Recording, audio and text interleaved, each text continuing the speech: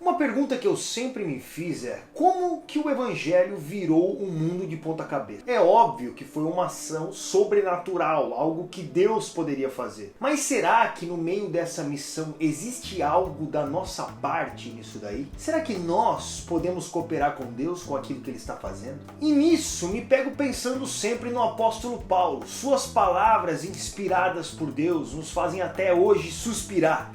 É dele as frases como: se Deus é por nós, quem será contra nós? Ele escolheu as coisas loucas desse mundo para confundir as sábias. Considero tudo isso como esterco para que de alguma forma eu ganhe a Deus. Vai falar para você, fala para mim se não são essas frases que dirigem, governam, inspiram a sua vida cristã. Veio desse homem aí. E por isso não tem como não sermos apaixonados pela sua teologia. Porém, a pergunta que me faço, estando agora em um mundo que já não é cristão, porque, meu amigo, aqui o bagulho é louco, eu me pergunto como ele colocava a sua teologia em prática. Como essa mensagem falada se aplicava à sua vida. Quais eram suas ações práticas para viver o evangelho na vida real. Offline. Entendeu? Como esse homem virou o mundo de ponta cabeça? Você já pensou nisso? Então, uma pergunta que todo missionário, todo aquele que é enviado para outros povos deve fazer é se você foi chamado, foi enviado para pregar o evangelho ou levar a sua cultura. Né? Agora, os apóstolos, eles usavam uma estratégia para trazer o evangelho e não deixar a cultura deles. Era uma estratégia simples, mas difícil de ser aplicada, que era a seguinte: eles não tomavam o controle das obras estabelecidas, eles estabeleciam lideranças nativas, escolhiam, através do Espírito Santo, apontavam líderes dentre aqueles discípulos que vieram para o Senhor, e eles então se tornavam a liderança local. E isso fazia com que as igrejas tivessem um grande poder de multiplicação, né, de crescimento exponencial. Isso é um princípio muito importante. Estabelecer lideranças nativas nas obras que forem plantadas. Fazendo assim, você deixa apenas o evangelho e não a sua cultura, não a cultura do país que você veio, o seu jeito de ser, mas o evangelho permanece naquela cultura, no jeito deles serem.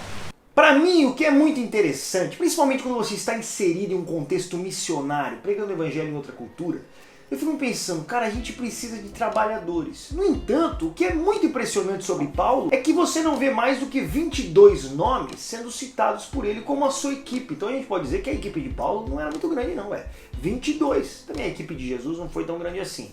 12 e 1 deu ruim. Mas eram homens comprometidos, alinhados, sabendo o que tinha que ser feito. E outra coisa, Paulo também diz que pregou no mundo inteiro, mas não passam de 30 cidades, essas que a história pode contar. Como que o evangelho ainda assim pode ser dito que foi pregado no mundo todo e ainda assim virou o mundo de ponta cabeça com uma equipe tão pequena? Isso, estou falando de Paulo e das suas viagens, que é aquilo que a gente vê na Bíblia mais, a prática missionária. Como isso é possível, caros irmãos? É isso que eu me pergunto. Como eles conseguiram algo tão incrível assim? Porque é isso que eu quero ver acontecer no mundo hoje, aqui na Europa principalmente. Eu penso muito a Europa como o antigo Império Romano. Sabe, todas as culturas, você é livre para fazer tudo, para adorar o Deus que você quiser, para viver da forma que você quiser. A não ser que, pagando as taxas, pagando os impostos, você vive do jeito que quer. Assim também era o mundo de Paulo, onde ele pregava. E mesmo assim, o mundo foi virado de ponta cabeça. Como isso aconteceu? Então, a obra de Deus, ela é feita pelo Espírito Santo. E o homem coopera com ele. Por isso que no capítulo 13 e 14 de Atos, nós vemos que o Espírito Santo chamou Barnabé e Saulo para a obra que ele os tinha chamado. Quer dizer, uma obra que o Espírito Santo ia fazer e precisava da ajuda deles, a cooperação deles. E aí, no decorrer dessa viagem, dessa primeira viagem, nós vamos ver que eles trabalhavam junto com o Espírito Santo. Pregavam o evangelho no lugar, tinham os convertidos, os discípulos eram feitos, eles deixavam ir embora. Deixavam aqueles discípulos ali ao cuidado de quem? Do Espírito Santo. E isto é fundamental na obra de Deus. Nós cooperamos com o Espírito Santo e nós esperamos que a obra frutifique através da ação do Espírito Santo. Então quem virou o mundo de ponta cabeça não foi Paulo e seus discípulos e os discípulos que estavam com ele, mas foi o próprio Deus, o Espírito Santo, que estava colocando o mundo em ponta cabeça, se utilizando dos instrumentos que ele tinha em mãos, que era aquele grupo de obreiros. E eu creio, sinceramente, que por meio de uma inspiração do Espírito, nós vemos que eles encontraram a estratégia justa para alcançar um mundo perdido, de uma cultura totalmente diferente, para fazer essas missões transculturais que verdadeiramente transformariam o mundo. E o que foi isso? Como eles conseguiram entrar em culturas tão diferentes das suas? Eu não sei se você lembra disso, mas Paulo foi pregar num lugar onde a cabeça da galera que rodava no estádio, mano, não era bola de futebol não, o bagulho ali era gente que morria o tempo todo. Cultura muito louca, né? Como o evangelho floresceu ali e transformou a cultura, alcançando os melhores ideais. Se nós queremos o avivamento, então nós temos que ter uma igreja que se expande de uma forma natural. Para que isso ocorra, nós não podemos levar a cultura e sim o evangelho para as pessoas. E é exatamente isso que eles faziam e que eles fizeram nas primeiras viagens missionárias. Eles estabeleceram um princípio para que somente ficasse o evangelho e não a cultura. E qual era esse princípio? Um princípio muito simples, mas muito difícil de ser aplicado. Qual é? Não ficar com o controle, com o domínio da igreja que foi estabelecida, que foi plantada. A liderança era estabelecida dentre os próprios nativos, dentre os próprios discípulos ali. O que fazia com que eles ficassem com o evangelho, a mensagem, mas preservasse a cultura deles, o jeito de ser deles. E isso fazia com que o evangelho se expandisse sem muitos obstáculos. E aqui na Itália o Senhor nos enviou especialmente para Gasperi e Meliana, que foram aqueles que nós discipulamos, e eles então começaram a aplicar os princípios neotestamentários, paulinos, de desenvolvimento da obra de Deus, da prática da obra de Deus, e eles se tornaram líderes aqui na Itália, estão pregando não só na cidade deles, mas também pregando em toda a Itália, né? Quando Dio ci ha chiamati al ministero a portare il Vangelo nelle case del popolo italiano, per noi è stato molto difficile, perché nonostante il popolo italiano sia un popolo molto religioso, non esiste una casa dove almeno la domenica non si va in chiesa, e soprattutto la difficoltà che abbiamo trovato è stato nel raggiungere un popolo che ama più la religiosità che Dio in sé. Allora, la cultura del sud è quella dell'ospitalità, ma aprire le porte di casa per la predicazione del Vangelo non è una cosa semplice. Comporta tante difficoltà, ma studiando la parola di Dio e vedendo come Gesù e dove Gesù andava a predicare, questo ha fatto sì che noi potessimo aprire le porte di casa nostra.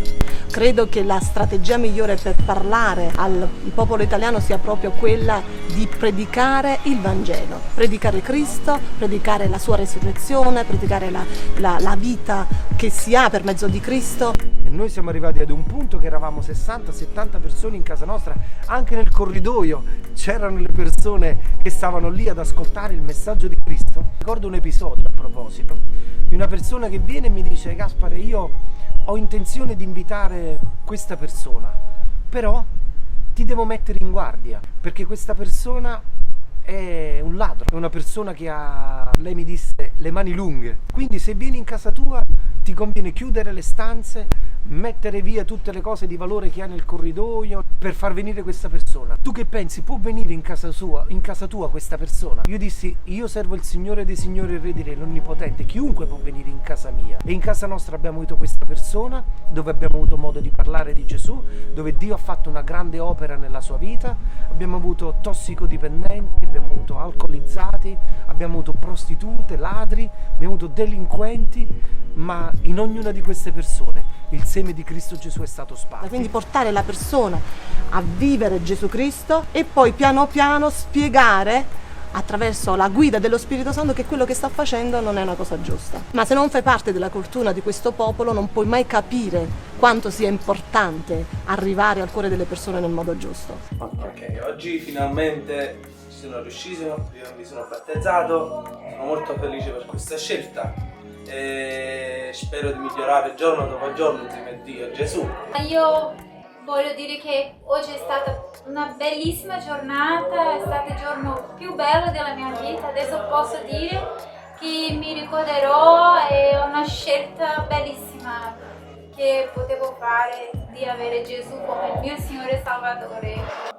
Buonasera, volevo dirvi a voi che oggi è stata una giornata bellissima, molto emozionante, che io posso dire sono rinnata in Dio, in cui credo tanto e sono molto felice di questa mia scelta. Então, meu irmão, o que nós aprendemos nesse vídeo? Você que quer ser um missionário em terras estrangeiras, em terras desconhecidas, lugares onde não tem igreja, é para esse lugar que eu olho, é para esse lugar que eu quero, cidades que não tem mais nenhum cristão. O que você precisa? Ser dirigido pelo Espírito Santo e trabalhar, orar para que o Senhor te dê pessoas nativas, para que elas se convertam e elas falem ao seu próprio povo, e você aprenda como elas mesmas falam ao seu próprio povo, para você alcançar esse povo com o poder do Evangelho. Isso é poderoso, cara. Isso transformará o mundo. Inscreva-se na Semana Saindo da Caixa, vamos mais além no que é missionário. Estamos chegando à última semana do mês missionário, mas nós não vamos parar por aqui. O Evangelho será pregado e Cristo glorificado.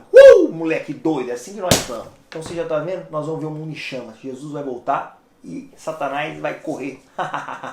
Falou.